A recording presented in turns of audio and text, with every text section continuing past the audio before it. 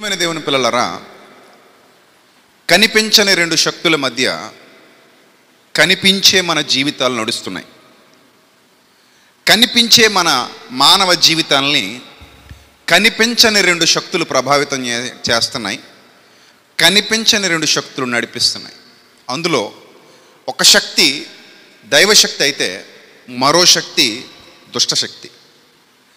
దైవశక్తికి దుష్టశక్తికి మధ్య మానవ జీవితం కదులుతోంది. 60 ఏళ్ళు, 70 ఏళ్ళు, 80 ఏళ్ళు, 100 ఏళ్ళు. మీరు అనుకోవచ్చు, ప్రకృతిలో దేవుడు ఉన్నాడా? ఉంటే ఉండొచ్చు, మాకు ఎప్పుడు కనబడలేదు. దయ్యం ఉందా? ఉంటే ఉండొచ్చు, అది కూడా మాకు ఎప్పుడు కనబడలేదు. కనబడలేదు కాబట్టి అవి పనిచేయట్లేదు అనుకుంటే, మొదటిగా దేవుడు అనగానే ఆత్మయే ఉన్నాడు అని బైబిల్ చెప్పింది. చెప్పిందే చెప్పలేదా? యోహాను సువార్త 4వ అధ్యాయం 4వ వచనంలో దేవుడు ఆత్మయై ఉన్నాడు గనుక, 4వ అధ్యాయం 24, అంతేనా? కరెక్ట్గానే చెప్పానా? యోహాను సువార్త 4వ అధ్యాయము 24 కరెక్ట్గానే చెప్పా. దేవుడు ఆత్మయై ఉన్నాడు గనుక. దేవుడు ఏమై ఉన్నాడట? ఆత్మ. అంటే ఆత్మ అంటే కనిపించేదా, కనిపించనిదా?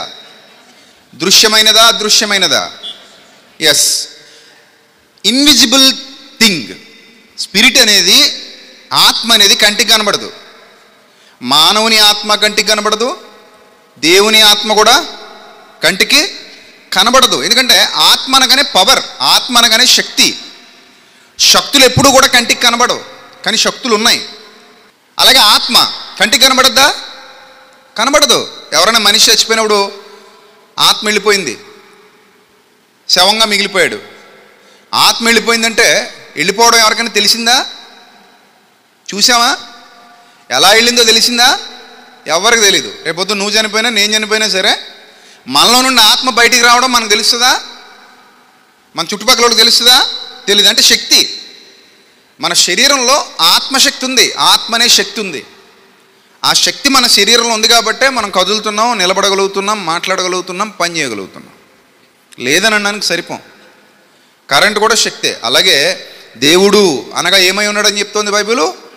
ఆత్మ. ఆత్మ అంటే ఏమని చెప్పాను మీ అందరికీ? శక్తి. శక్తులు ఉన్నాయండి ప్రపంచం నిండా, శక్తులు ఉన్నాయి. ప్రకృతి అంటేనే శక్తి. ప్రకృతిలో రకరకాల శక్తులు ఉన్నాయి. అన్ని శక్తుల కలయిక. ప్రపంచం అంతా కూడా శక్తుల కలయిక. ఈ శక్తుల కలయికే కనిపించని పదార్థాన్ని నడిపిస్తుంది. కనిపించే పదార్థాన్ని కనిపించని శక్తులు ఏం చేస్తున్నాయి? నడిపిస్తున్నాయి. అంతెందుకు? తిరుగుతున్న సూర్యుడు మాత్రమే మనకు కనబడుతున్నాడు, మండుతున్న సూర్యుడు మాత్రమే మనకు కనబడుతున్నాడు. ఇంతకీ సూర్యుడిని మండించే శక్తి ఎక్కడి నుంచి వస్తుంది? అది కనబడుతుందా? అది మీరు గుర్తించాలి.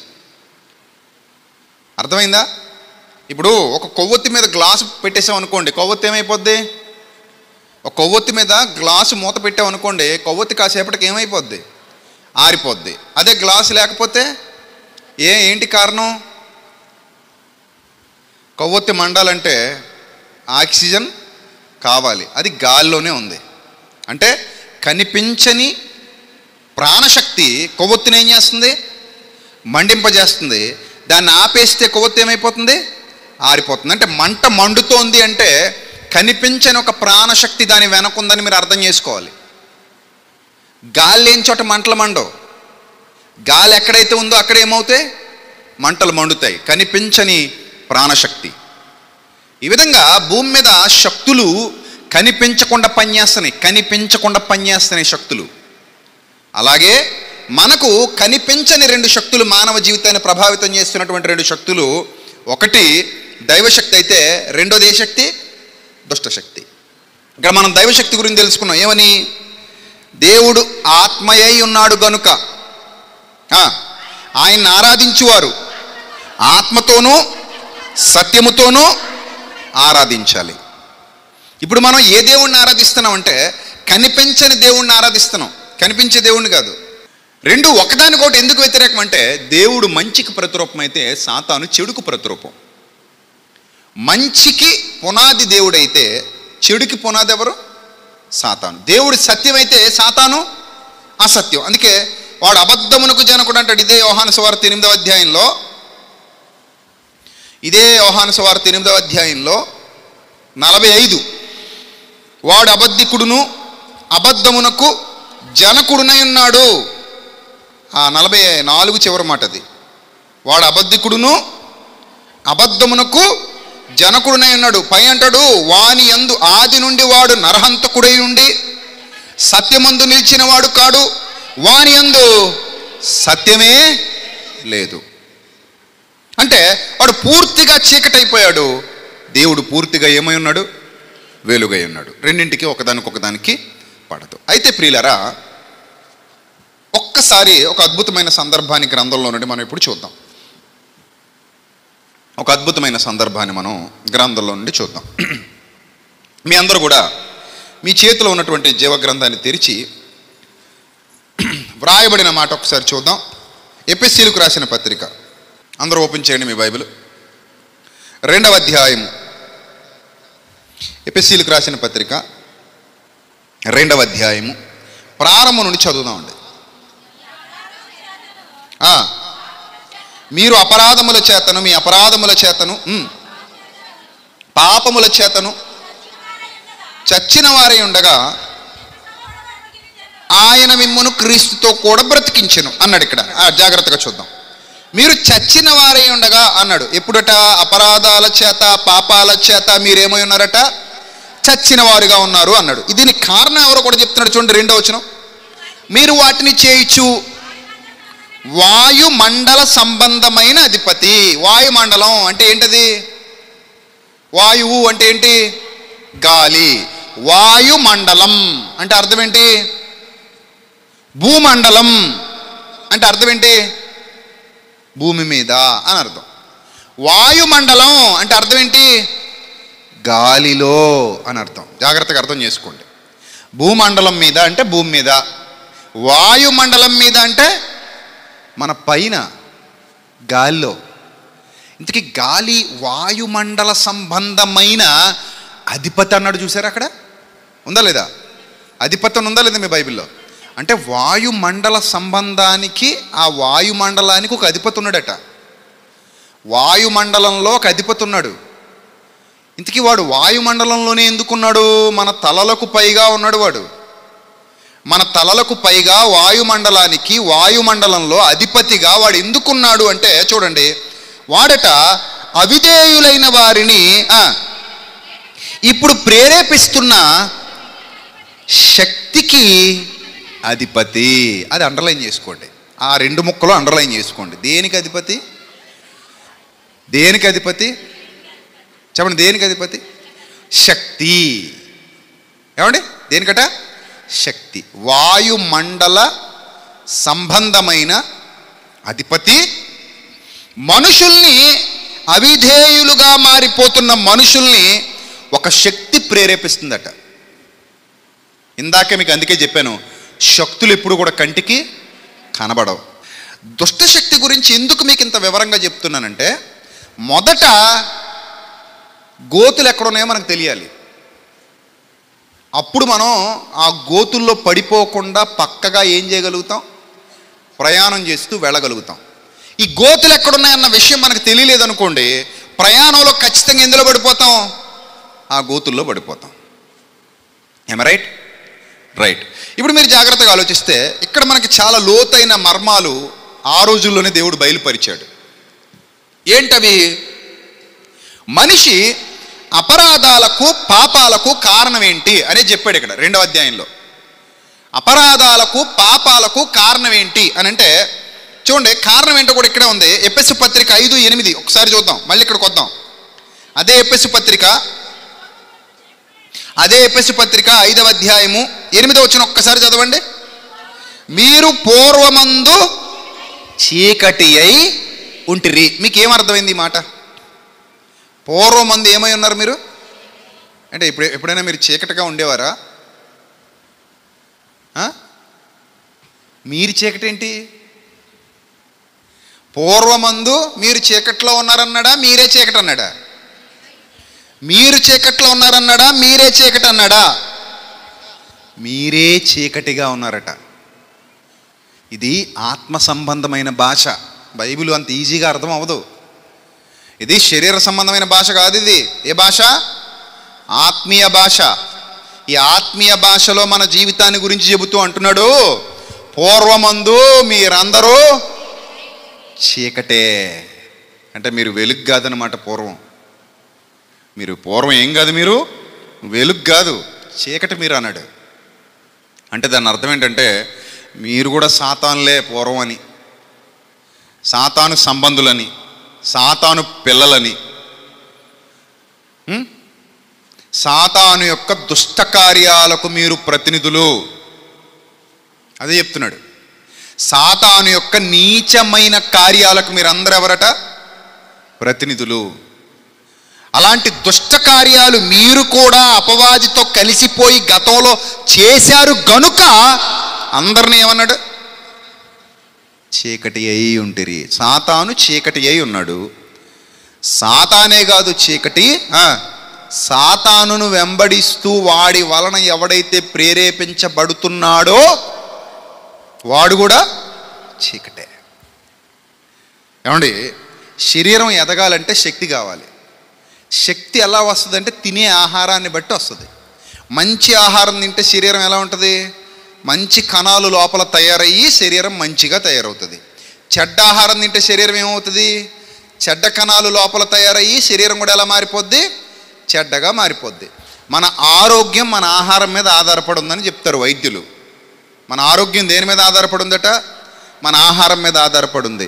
మంచి ఆహారం తింటే మంచి కణాలు తయారవుతాయి, లోపల కణ విభజన జరుగుతుంది, మంచిగా అవయవాలన్నీ బాగుంటాయి. చెడ్డ ఆహారం తింటే చెడ్డగా అయిపోతాయి అవయవాలన్నీ, అందుకే తొందరగా చచ్చిపోతారు శుష్కించిపోయి. అందుకే మంచి తిండి తినండి, పనికిమాలిన తిండి, బయట దొరికే తిండి తినకండి అని చెప్తారు వైద్యులు. అంటే మన ఆరోగ్యాన్ని మనం తినే ఆహారంలో నుంచి వచ్చే శక్తి ఏం చేస్తుంది? ప్రభావితం చేస్తుంది. అలాగే మన ఆత్మీయ జీవితాన్ని మనం ఎన్నుకున్న శక్తి ప్రభావితం చేస్తుంది. ఒకటి, చీకటిని ఎన్నుకున్నావా, చీకటి శక్తులు నిన్ను ప్రభావితం చేస్తాయి. వెలుగుని ఎన్నుకున్నావా, వెలుగు శక్తి నిన్ను ప్రభావితం చేస్తుంది. ఆ విషయాన్ని ఇక్కడ చెప్పడం కోసమే పూర్వమందు మీరు ఏమై ఉన్నారన్నాడు? చీకటై ఉన్నారన్నాడు. ఆ చీకటి అవటానికి గల కారణం ఏంటట? అపరాధములు పాపముల చేత మీరు చచ్చిన వారై ఉండగా మీరు వాటిని చేయుచు వాయుమండల సంబంధమైన అధిపతిని, అనగా ఒక అవిధేయుడైన వాడిని ప్రేరేపిస్తుందట ఆ శక్తి. ఈ ప్రపంచ ధర్మం అదే అని చెప్తున్నాడు కింద. ఈ ప్రపంచ ధర్మము చొప్పున మునుపు మీరు నడుచుకుంటురి. వారితో పాటు మనం కూడా కలిసిపోయామట, చీకట్లో కలిసిపోయామట. కలిసిపోయి మనం అందరము శరీరము యొక్కయు మనసు యొక్కయు కోరికలు నెరవేర్చుకుంటూ మన శరీరాశలు అనుసరించి మునుపు ప్రవర్తిస్తూ కడమవారి వల్లే స్వభావ సిద్ధముగా దైవోగ్రతకు పాత్రులమై ఉంటిమి. జాగ్రత్తగా గమనించాలి ప్రియమైన దేవుని పిల్లలారా. ఇప్పుడు మీరు ఈ ప్రసంగం విన్న తర్వాత మీ కళ్ళు తెరిపించబడాలి. నేను నడిపించబడుతున్నాను, నడుస్తున్నాం మనం. అదేదో నడక నడుస్తున్నాం, మొత్తం మీద ఒక నడకైతే జరుగుతుంది మన బతుకులో. అది వెలుగు నడక చీకటి నడక అనేది మీరు డిసైడ్ అవ్వాలి. ఒక నడకైతే నడుస్తుంది, ఒక నడకైతే జరుగుతుంది. ఏదో ఒక జీవితం అయితే నడుస్తుంది కదా, మన జీవితం నడుస్తుంది. ఎలా నడుస్తుంది అనేది క్వశ్చన్ అయితే ఆన్సర్ మీరే ఇవ్వాలి. వెలుగులో నడుస్తున్నామా, చీకటిలో నడుస్తున్నామా? చీకటిలో నడుస్తున్నామా, వెలుగులో నడుస్తున్నామా అనేది మన హృదయానికి తెలుసు, మన అంతరంగానికి తెలుసు. ఎందుకంటే చీకటే ఉన్నారు, ఒక శక్తి నడిపిస్తుంది అన్నాడు కదా. పైన చదువుకున్నాం కదా, వాయుమండల సంబంధమైన అధిపతి ఒక శక్తి ఉందన్నాడు కదా, ప్రేరేపించు శక్తి అట. అవిధేయులైన వారిని ఏం చేసేదట శక్తిది? ప్రేరేపిస్తుంది. అంటే పాపం చేయడానికి ఒక శక్తి ప్రేరేపిస్తుంది. ప్రేరేపిస్తే మనిషి ఏం చేస్తున్నాడు? దానికి లొంగిపోతున్నాడు. అర్థమైందా? పాపం చేయడానికి ఒక శక్తి ప్రేరేపిస్తుంటే మనిషి ఏం చేస్తున్నాడు? లొంగిపోతున్నాడు. ఆ ప్రేరేపణకు లొంగుతున్నాడు. ఇక్కడ రెండు శక్తులు, ఒకటి చీకటి అయితే రెండోది వెలుగు. చీకటి ప్రేరేపణకు లొంగినవాడు చీకటి అవుతున్నాడు, వెలుగు ప్రేరేపణకు లొంగినవాడు వెలుగు అవుతున్నాడు. అంతే తేడా, సింపుల్. చీకటి ప్రేరేపణకు లొంగితే ఏమవుతున్నాడు? చీకటి అవుతున్నాడు. వెలుగు ప్రేరేపణకు లొంగితే వెలుగు అవుతున్నాడు. ఈ చీకటి ప్రేరేపణకు లొంగిన వాళ్ళ జీవితాలు ఎలా ఉంటాయి? ఇప్పుడు 5వ అధ్యాయంలో చదువుకుందాం చూడండి. 5వ అధ్యాయం కాదు, పైనుంచి చదువుదాం. 5వ అధ్యాయంలో 4వ వచనం నుంచి చదువుదాం. కృతజ్ఞతావచనమే మీ నోట్లో నుంచి రావాలి. మీ నోట్లో నుంచి ఏమి రావాలట? కృతజ్ఞతావచనం రావాలి. కానీ మీరు బూతులు, పోకిరి మాటలు, సరసోక్తులు ఉచ్చరింపకూడదు అన్నాడు. ఏమండి, మనకి ఇంకో మాట కూడా గుర్తు రావాలి ఇక్కడ. హృదయము నిండి ఉండు దానిని బట్టి నోరు మాట్లాడద్దట. అంతేనా?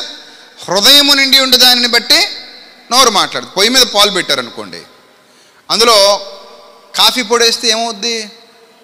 టీ పొడేస్తే, చక్కెర, బెల్లం, కాసిన బియ్యం గింజలు వేస్తే అంతేనా?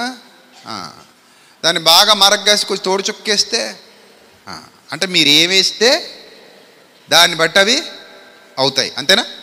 ఈ పాలను నాలుగు రకాలుగా మాడుకున్నాం మనం ఇప్పుడు. ఒకే పాలు మరుగుతున్నాయి పొయ్యి మీద. అందులో కాఫీ పొడేసి ఏం చేసాం? కాఫీ చేసాం. టీ పొడేసి ఏం చేసాం? టీ చేసాం. ఏమంటే తోడు చుక్క ఏం చేసాం? పెరుగు చేసాం. బెల్లం, రైస్ వేసి ఏం చేసాం? పాయసం చేసాం.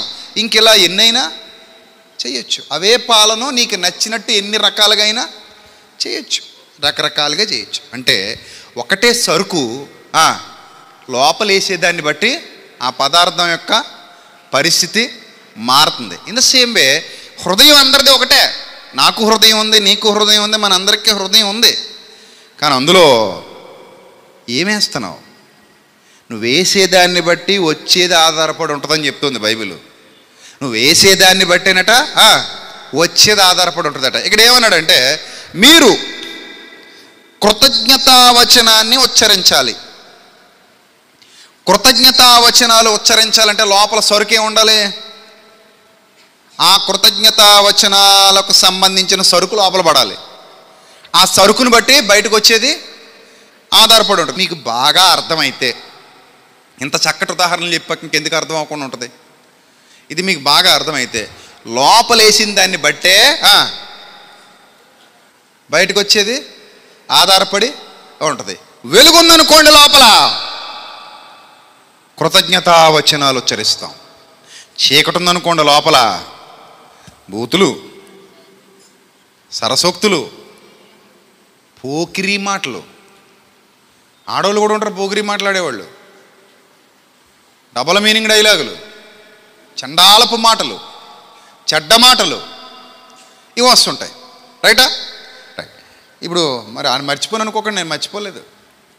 మీరు మర్చిపోయినా నేను మర్చిపోను. ఏం మర్చిపోలేదు? ఇందాక ఒక క్వశ్చన్ అడిగాను మిమ్మల్ని.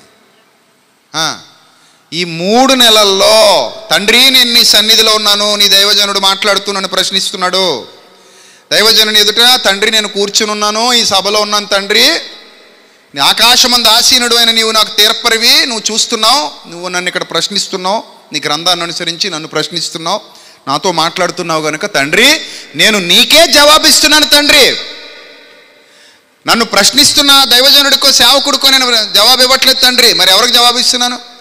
నీకే జవాబిస్తున్నాను ప్రభువా. పాల ముంచిన నీట ముంచిన నీదే భారం, క్షమించిన శిక్షించిన నీదే భారం. తప్పు అయితే తప్పు ప్రభువా, ఒప్పు అయితే ఒప్పు.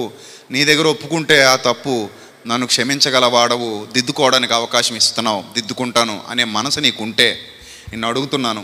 ఈ 3 నెలల్లో ఒక్క బూతు మాట కూడా నా నోటి వెంట రాలేదండి, ఒక సరసోక్తి కూడా నా నోటి వెంట రాలేదు, ఒక పోకిరి మాట కూడా నా నోటి వెంట రాలేదు అన్నవాళ్ళు ధైర్యంగా నిర్భయంగా ఆకాశము తట్టు మీ చేయి చూపించండి.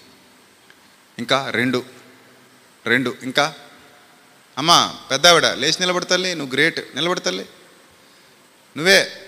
నువ్వు కూడా లేమ్మా, చేయి ఎత్తిన తల్లి, అక్క ఎవరు పెద్దావిడ లేమ్మా. ఇప్పటికి 2 అండి, లేవండి పర్లేదు. ఇంకెవరు? వీళ్ళిద్దరూ. మరి ఈ ఊరేనమ్మా మీది? ఆవిడది ఈ ఊరేనా? మీరు ఇక్కడ ఉన్న వాళ్ళు అందరికీ తెలుసా? వ్యవసాయాల లొంగ చూడండి అయ్యా, తెలుసా? వీళ్ళతో పరిచయం ఉన్న వ్యక్తులు ఎంతమంది ఉన్నారు ఇక్కడ? వాళ్ళిద్దరితో పరిచయం ఉందండి మాకు అన్న వాళ్ళు ఎంతమంది ఉన్నారు ఇక్కడ అని అడుగుతున్నాను. కూర్చోండి తల్లి. ఎంతమంది ఉన్నారు ఇక్కడ వాళ్ళిద్దరితో పరిచయం ఉన్నవాళ్ళు? చేయతండి. మాకు తెలిసండి బాగా వాళ్ళిద్దరు అన్నవాళ్ళు. మాకిద్దరు బాగా తెలిసిన వాళ్ళు చేయాలి. ఇంకా ఇటు ఈ ఊరే అంటుంటే మీ అందరూ ఈ ఊరోళ్ళు కాదా? ఏమా ఈ ఊరోళ్ళైనా మీరు అందరూ? మరి వాళ్ళిద్దరు ఎంతమంది తెలుసు అని అడిగాను నేను. చెప్పాలి, చేయి చూపించాలి, ఎంతమంది తెలుసు? కొంతమంది చేయెత్తారు. వాళ్ళు చెప్పింది నిజమా అబద్ధమా? మాకేం తెలుసు అంటారు వీళ్ళు. అదే మీతో మాట్లాడరాళ్ళు. మీ ఊరోళ్ళు అంటే మీరు మాట్లాడుకోరా? ఒక వీధిలో మాట్లాడుకోరా? నిజం కాదన్న వాళ్ళు చేయొద్దండి. లేదండి వాళ్ళు బూతులు మాట్లాడతారండి బాబు, మా దగ్గరే మాట్లాడారు, అలా అబద్ధం చెప్పారన్న వాళ్ళు చేయొత్తాలి. చూసారా, ఎవరో లేరంటే అమ్మ మీరు చెప్పింది నిజమే, గాడ్ బ్లెస్ యూ, దేవుడు మిమ్మల్ని ఇద్దరిని దీవించి ఆశీర్వదించును గాక. సరే, ఎంతమందిలో ఎంతమంది ఉన్నారు ఇక్కడ? కొన్ని వందల మంది ఉంటారు. ఇంత వందల మందిలో ఇద్దరు ఆడవాళ్ళు మాత్రమే, అది పెద్ద వయసు ఉన్నవాళ్ళు ఇద్దరు మాత్రమే చేతులు ఎత్తారు. ఏమనంటే ఈ 3 నెలల సమయం గడిచింది, ఈ 3 నెలల్లో మేము ఎప్పుడు ఒక బూతులు ఆడలేదు అని చేతులు ఎత్తే, అరే చిన్నపిల్లలు మీకు ఏం పోయే కాలం, మీరు చెయ్యి భయం వేసి ఎత్తలేదా? నిజంగానే మీరు బూతులు ఆడతారా? నాకు డౌట్ కొడుతుంది. ఇప్పుడు ఆడపిల్లలు, చిన్నపిల్లలు, నువ్వు బూతులు ఆడతావా? నువ్వు మరి ఎందుకు చేయత్తలేదు? నువ్వు బూతులు ఆడతావా? తలదించుకుంటుందమ్మో, ఇదే డౌటే. ఏమా నువ్వు బూతులు ఆడతావా? మరి ఎందుకు చేయత్తలేదు? భయమే ఉందమ్మా. తప్పు చేస్తే తప్పు చేయకపోతే ధైర్యంగా చేతులు ఎత్తాము. నేను చేతులు ఎత్తానండి, నేను బూతులు ఆడను, నేను చేతులు ఎత్తాను, నాకేంటి భయం? నా తండ్రి చూస్తున్నాడు, ఆయనకి తెలుసు. సో భయమే ఉంది. ఇంకా బూతులు అంటే అర్థం ఏవో తప్పు చేస్తే చిన్న చిన్న తిట్లు తిడతాం కదా, ఎవరే సన్నాసి, ఎవరే వెధవ అంటాం, అవి కాదు. బూతులు అంటే మనకు తెలుసు కదా, భయంకరమైన ఉంటాయి. కొన్ని చూడండి, చెవులు కూడా వినడానికి ఇష్టపడవు. అరే దుర్మార్గుడు, ఎవరే నీచుడు అంటే అవి బూతులుగా తిట్లు. అవి తప్పు చేసినప్పుడు చేసే గద్దింపులు. అవి గద్దింపులు వేరు, బూతులు వేరు. ఆ తేడా మీకు తెలుసు. బూతులంటే సభ్య సమాజం వినడానికి కూడా ఇష్టపడని నీచమైనవి బూతులు అంటాం.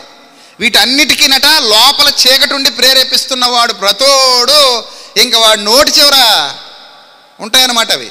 మీరు అలాంటి వాళ్ళ ఏంది? కాదు కదా. మరి చెయ్యి ఎందుకు ఎత్తలేదు?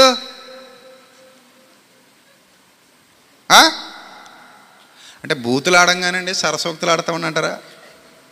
సరసాలు ఆడతామండి ఎవడ పడితే వాళ్ళతో అంటారా? ఇటు కొంప తీసి సరసోక్తులు ఉండవు కానీ పోకిరి మాటలు ఆడతామని అంటారా? పోకిరి మాటలు ఉంటాయి కదా కొంతమంది, చూసారా? భయంకరమైన పోకిరి మాటలు. వాళ్ళ మాటలో డబల్ మీనింగ్ డైలాగులు ఉంటాయి. కొన్ని డబల్ మీనింగ్లు, సింగిల్ మీనింగ్లు ఉండవు, అన్ని డబల్ మీనింగ్లే. కొన్ని అలాంటివి ఏమైనా ఉంటాయా? ఏమీ లేవు కదా. మీ హృదయాన్ని అడగండి, నీ మనస్సాక్షి నీకు ఏమని సాక్ష్యం ఇస్తుంది? నువ్వు అబ్బాయి నువ్వు ఈ విషయంలో గ్రేట్ అంటుందా? నువ్వు ఈ విషయంలో ఓడిపోయావంటుందా? ఏమంటుంది నీ మనస్సాక్షి? గ్రేట్ అంటుందా? పర్లేదంటుందా? నువ్వు గ్రేట్ అంటుందా? అయితే చెయ్యొద్దు, భయమేంది? ఏమా భయమే ఉంది? ఇప్పుడు ఫైనల్గా అడుగుతున్నాను, నేను ముందుకెళ్ళిపోతాను, ఇదే లాస్ట్ అండ్ ఫైనల్. నేను యథార్థవంతురాలండి ఈ విషయంలో అన్నవాళ్ళు, యథార్థవంతుడిని అన్నవాళ్ళు ఇప్పుడు ఫైనల్గా చేయెత్తి చూపించండి, మనం ముందుకెళ్ళిపోదాం. చిన్నపిల్లలు, మీ యథార్థవంతులు అన్నవాళ్ళు చేయొత్తండి. సరే, మీ ప్రాణాలకు మీరే ఉత్తరవాదులు. మీరు ఎవరికి లెక్క అప్పచెప్పాలి ఒకరోజు? దేవునికి. అందుకే మీ అంతరాత్మను ఆయనకి ముందు నిలబెట్టుకొని తప్పు అయితే దిద్దుకోండి, ఒప్పు అయితే ధైర్యంగా ఉండండి. అర్థమైందా? ఒప్పు అయితే ధైర్యంగా ఉండండి, తప్పు అయితే మాత్రం ఖచ్చితంగా దిద్దుకోండి. అంటే మీరు దీని అర్థం ఏంటంటే, ఈ విషయంలో ఫెయిల్ అయ్యావు అంటే ఓ సబ్జెక్ట్ పోయింది నీది. పరీక్షకి వెళ్తే ఎన్ని పోయినాయి? ఇప్పుడు ఓ సబ్జెక్ట్ పోయింది, ఇప్పుడు రెండో సబ్జెక్టు, రేపు మళ్ళీ ఇంకో పరీక్షకి వెళ్తున్నాం. ఇప్పుడు ఈ సబ్జెక్టులో ఫెయిల్ అయ్యారు చాలామంది. ప్రత్యక్షంగా అయితే ఇద్దరు పాస్ అయ్యారు, ఇంకా నాకు తెలిసి పాస్ అయ్యేవాళ్ళు అయితే అయ్యి ఉండొచ్చు, కానీ ఎవరో చేతులు ఎత్తకుండా అలా మలుగు మామూలుగా కూర్చున్నారు. మరి ఆ బావురు కప్పలాగా పెళ్లి కప్ప ఒకటి వస్తుంది చూసారా, పళ్ళులో పెట్టి ఎత్తుంటారు. అదే వర్షం వస్తుందట, దానికి పూజ చేస్తే ఇలా మొహం వస్తుంది వర్షం, దాన్ని ఎండలో తిప్పుతుంటారు. అది ఎక్కడికి వెళ్దా అలా ఉంటుంది బాబు, మా పళ్ళులో ఇంత ఉంటుంది కప్ప. అది ఎక్కడ దూకుతుంది? అది దాని బరువే ఎక్కువ. దాన్ని అలా పట్టుకు దానికి పసుపది రాసేసి తిప్పుతుంటారు, ఈదులంట తిప్పుతారు. అది తిప్పితే వర్షం వస్తుందా? ఏం రాదు గుడ్డు. ఏమంటే అలాగా కూర్చున్నారు ఇక్కడ మాట మంతి లేకుండా. సరే, ఏదైతే అయింది, ఫస్ట్ పరీక్షలు ఏమయ్యారు మీరందరూ? నిజమేనా?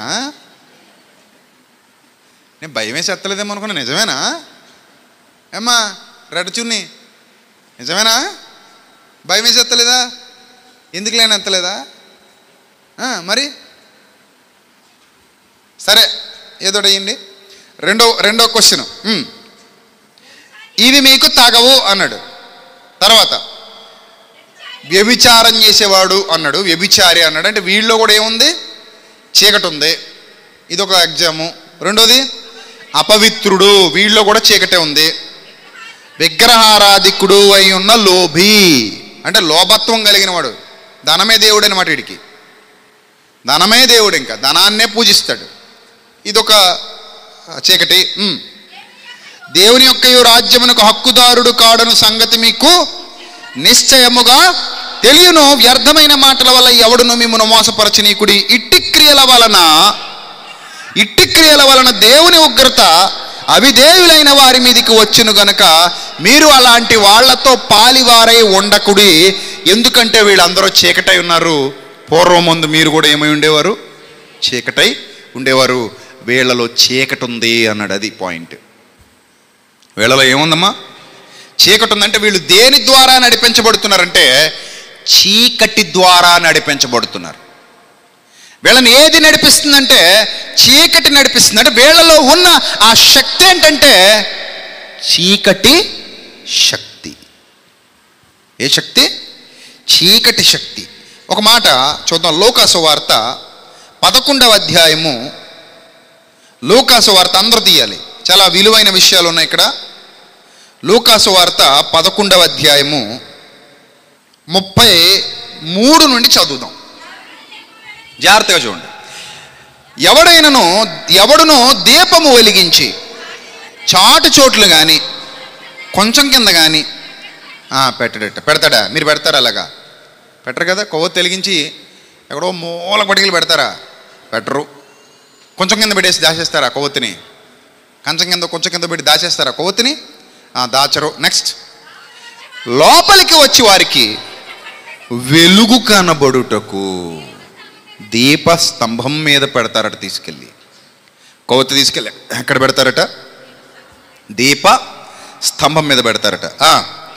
నీ దేహమునకు దీపము నీ కన్ను కనుక, నీ కన్ను తేటగా ఉంటే నీ దేహమంతయు వెలుగై ఉంటుందట. నీ కన్ను తేటగా ఉంటే అంటే దాని అర్థం ఏంటంటే నీ మనోనేత్రం తేటగా ఉంటే. ఇక్కడ నేత్రం అనగానే కన్ను అనగానే ఈ కన్ను అనుకోకండి. ఎందుకంటే బైబిల్లో 2 నేత్రాలు ఉన్నాయి. ఒకటి మనోనేత్రాలు అయితే రెండోది మానవ నేత్రాలు. మానవ నేత్రాలు భౌతికమైన వాటిని చూపిస్తాయి. మనోనేత్రాలు జ్ఞాన సంబంధమైన వాటిని చూపిస్తాయి. ఒకడు జ్ఞానవంతుడు అంటే మనోనేత్రాలు వెలిగింపబడినవాడు. ఒకడు అజ్ఞాని అంటే వాడు మూర్ఖుడు. అప్పుడప్పుడు చూడండి, మీరు అంటారు, అమ్మ వాడికి ఎంత చెప్పిన వాడు అర్థం చేసుకోడమ్మా, వాడు ఎంత చెప్పిన వాడు వినడమ్మా, ఎందుకంటే వాడు మూర్ఖుడమ్మా అంటారు. ఒకడు గురించి చెప్పేటప్పుడు అంటారు, అమ్మ చాలా మంచివాడమ్మా, మనం చెబితే వింటాడమ్మా, చెబితే అర్థం చేసుకుంటాడమ్మా, చాలా మంచివాడమ్మా అంటారు. శరీరాలు ఒకటే చూడడానికి, కానీ ఒక వ్యక్తికి మనోనేత్రాలు తెరవబడ్డాయి, ఒక వ్యక్తికి మనోనేత్రాలు ఏమవలేదు, మూసుకుపోయాయి. అందుకే ఇక్కడ అంటాడు, నీ దేహానికి దీపము కన్ను అన్నాడంటే ఆ కన్ను ఏ కన్ను? మనస్సు అనేటువంటి కన్ను, హృదయానికి ఉన్న కన్ను. అందుకే మనోనేత్రము అన్నాడు. ఏమండి? మనోనేత్రము. రైట్. అది చెడినదైతే నీ దేహమంతా ఏమైపోద్ది? చీకటైపోద్ది. జాగ్రత్త. అది చెడిపోతే జీవితం అంతా ఏమైపోద్ది? చెడిపోద్ది, చీకటైపోద్ది. చీకటైపోద్ది. కొంతమంది చేసేటువంటి పనులు చూస్తుంటే అప్పుడప్పుడు వీళ్ళు మనుషులా లేకపోతే పశువులా, ఇంత దుర్మార్గంగా ఎలా వ్యవహరిస్తారు అనిపిస్తుంటుంది. మొన్న మన జిల్లాలోనే ఒక అమ్మాయి తన చిన్న బిడ్డ కనబడట్లేదని పోలీస్ స్టేషన్కి వెళ్ళి కంప్లైంట్ ఇచ్చింది. పోలీసులు ఇన్వెస్టిగేషన్ మొదలెట్టారు. ఉయ్యాల్లో ఉన్న బిడ్డ కనబడకపోవడం ఏంటని ఎంత ఇన్వెస్టిగేషన్ చేసినా తెలియలేదు. ఉయ్యాల్లో బిడ్డ పారిపోలేదు, ఎవరొకరు ఎత్తుకుపోయి ఉండాలి. ఏమై ఉంటుంది? తల్లి చూస్తే తెగ ఏడుస్తోంది, గుండెలు బాదుకుని ఏడుస్తుంది. అమ్మో నా బిడ్డ నా బిడ్డ నా బిడ్డ, పొద్దున్న లేచేసరికి ఉయ్యాల్లో లేదని. సో ఎంత చూసినా కనబడలేదు. చివరికి పోలీసులకు డౌట్ వచ్చి తల్లిని వాళ్ళదైన స్టైల్లో నిలదీసి, ఎందుకంటే చెబుతున్న సమాధానాల్లో చిన్న తేడా దొరికినా పట్టేసుకుంటారు వాళ్ళు, పట్టుకున్నారు. గట్టిగా నిలదీస్తే అప్పుడు చెప్పింది, నాకు పెళ్ళి ఇష్టం లేదు, భర్త ఎక్కడో ఉంటున్నాడు, నేను చదువుకోవాలనుకుంటున్నాను, పిల్లని కనీసి నా చేతిలో పెట్టేశారు, ఈ పిల్లేమో నా చదువుకి నా సంతోషాలకి అడ్డుగా ఉంది, అందుకే పొద్దున్న తీసుకెళ్ళి కాళ్ళ బారేసానని చెప్పిందట. 9 నెలలు మోసి 6 నెలలు పెంచి 6వ నెలలో తీసుకెళ్ళి ఎక్కడ పడేసిందట? ఇంటి దగ్గర ఉన్న కాళ్ళలో పడేసిందట. అప్పుడు పోలీసులు ఈ జాలర్లందరినీ పిలిపించి వెతికిస్తే కాళ్ళలో దొరికింది ఆ పాప మృతదేహం. అంటే ఇప్పుడు ఎంత దుర్మార్గపు స్వభావం అంటే, నిజంగా తెలివైందైతే, కళ్ళు తెరువబడి ఉంటే, మన మూర్ఖత్వం లేకపోయి ఉంటే, మనోనేత్రాలు వెలిగింపబడి ఉంటే ఇలాంటి పని చేయదు. కడుపును పెట్టిన బిడ్డని తల్లి చంపుకుంటుందా? ఎక్కడైనా విన్నామా ఇలాంటివి? తల్లి చంపుకుంటుందా?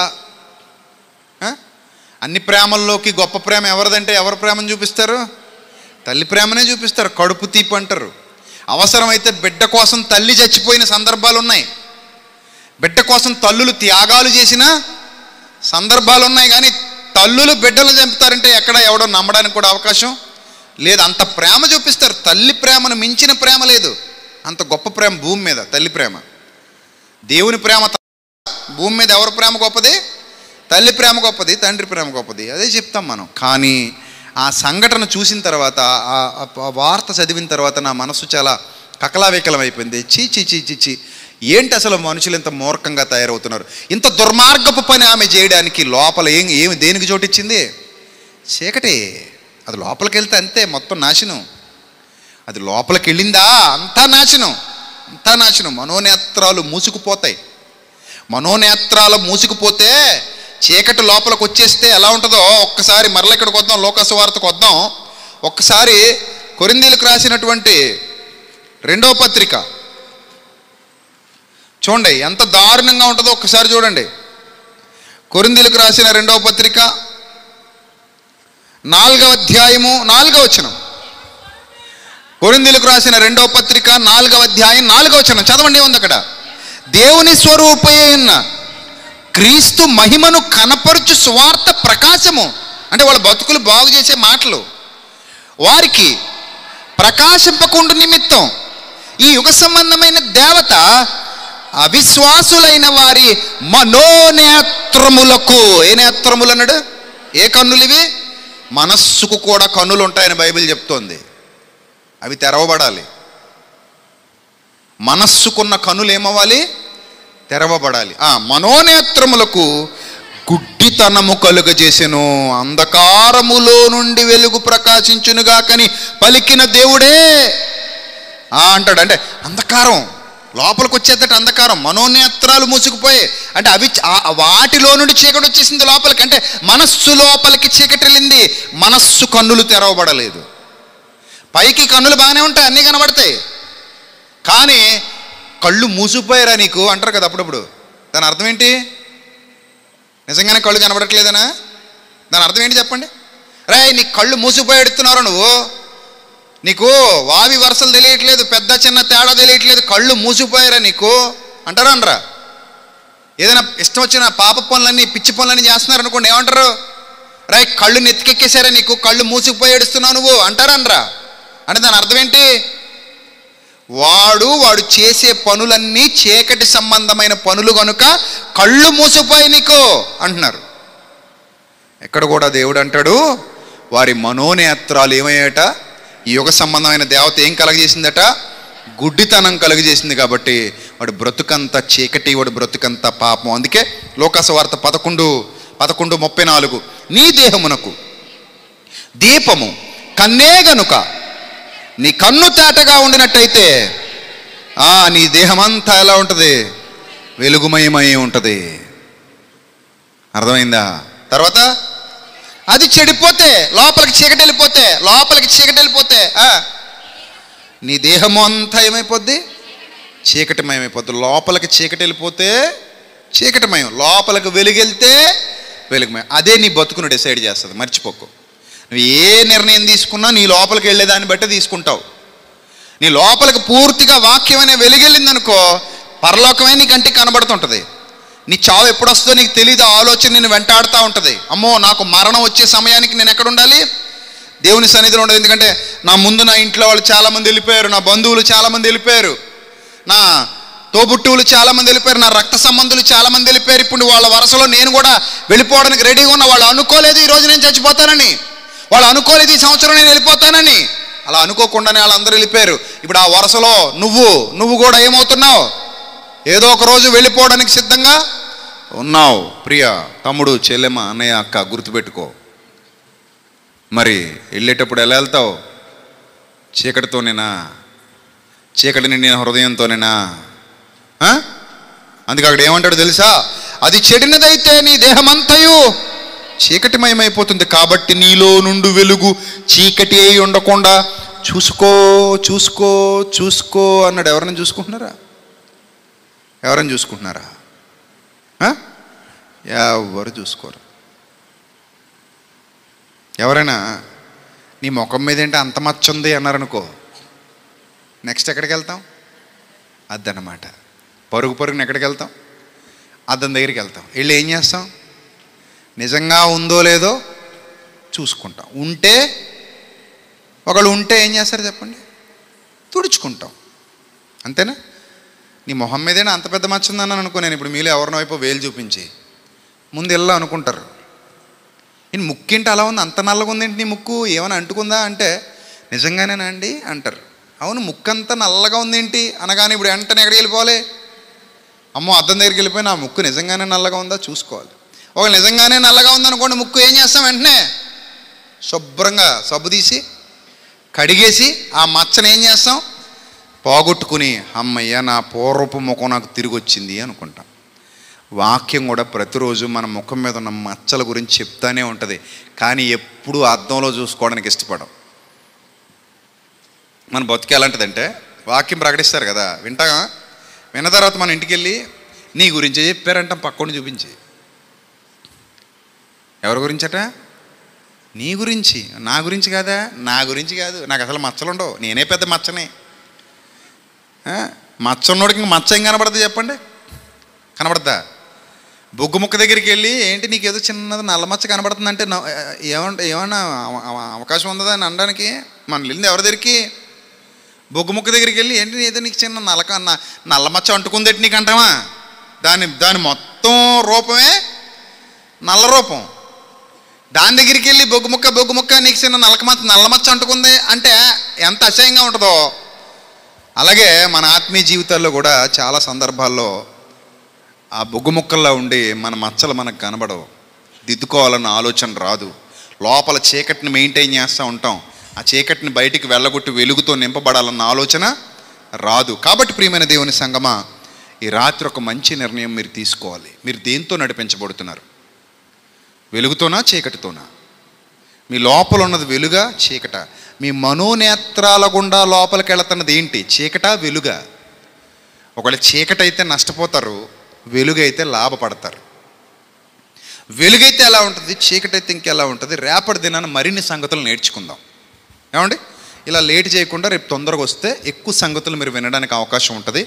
సో రేపు 8 గంటలకే మొదటి వర్తమానం ఇవ్వబడుతుంది, 9 గంటలకే రెండవ వర్తమానం తీసుకోబడుతుంది. ఆసక్తి గలవారు, వాక్యం విని మీ బ్రతుకులు మార్చుకోవాలనుకునేవారు, వాక్యం విని మిమ్మల్ని మీరు బాగు చేసుకోవాలనుకునేవారు, ప్రభువా నాతో మాట్లాడు ప్రభువా అని ఎవరైతే సంసిద్ధంగా ఉన్నారో వాళ్ళందరూ రేపు త్వరపడి రండి. అనేకమైన సంగతులు దైవ సన్నిధిలో నేర్చుకుందాం, బలపడదాం, మన జీవితాల్ని మన కుటుంబాల్ని కట్టుకుందాం. అట్టి ధన్యత ఆ సృష్టికర్త అయిన దేవుడు, ఆ దేవాది దేవుడు మీ అందరికీ అనుగ్రహించునుగాక. ఆమెన్. తల్ల వంచండి, ప్రార్థన చేసుకుందాం. సకల ఆశీర్వాదములకు కారణభూతుడా మా కన్న తండ్రి, సర్వకృపానిధి, ఇప్పటి వరకు విలువైన మీ మాటలతో మా హృదయాలు తృప్తిపరిచినందుకు స్తోత్రం తండ్రి. బిడ్డలను బలపరచండి, మీ కృపలో భద్రపరచండి, జ్ఞానం ఇవ్వండి, వివేకం ఇవ్వండి, మీ సన్నిధి కాంతి తోడుగా ఉంచి నడిపించమని. ఏ అపాయము సంభవించకుండా వెనక ముందు మీ దూతలను కావలిగా ఉంచండి. సంఘాన్ని దీవించండి, గ్రామాన్ని దీవించండి ప్రభా. ప్రయాణమై వచ్చిన పిల్లలు వెళుతూ ఉండగా క్షేమంగా నడిపించండి, మా ప్రయాణంలో కూడా తోడుగా ఉండండి. రేపటి దినాన విలువైన మీ మాటలతో మా హృదయాలను తృప్తిపరచమని క్రీస్తు వారి శ్రేష్టమైన నామల్ని ప్రార్థన మనలు అడిగి వేడుకొనిచున్నాం మా కన్న తండ్రి.